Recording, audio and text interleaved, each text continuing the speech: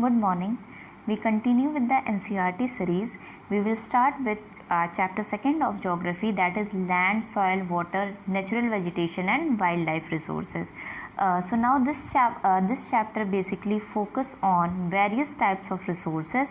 So you have land, water, soil, wildlife resources, natural resource that we discuss in this topic.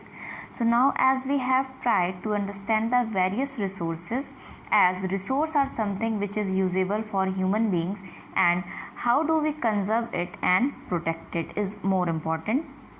Now the first resource we will talk about is land. If we work around the land area on the globe, we can say that 3/4 is water and nearly only 1/4 of the total area on the globe is land. So out of this 1/4 land area that is present, and 90% of the population lives on only 30% of the land area.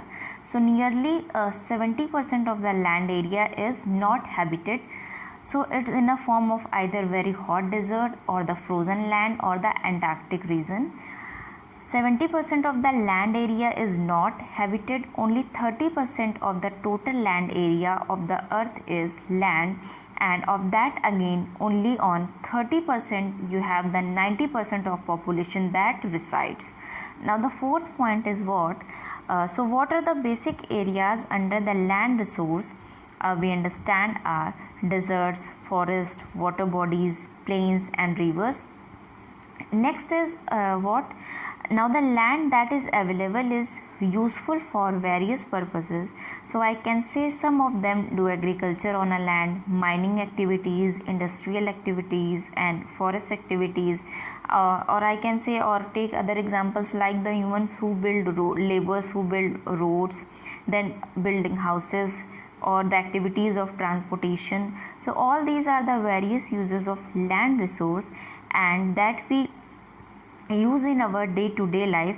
However, there are various factors which we are talk about in the next point, that is determine the land and the quality of the use.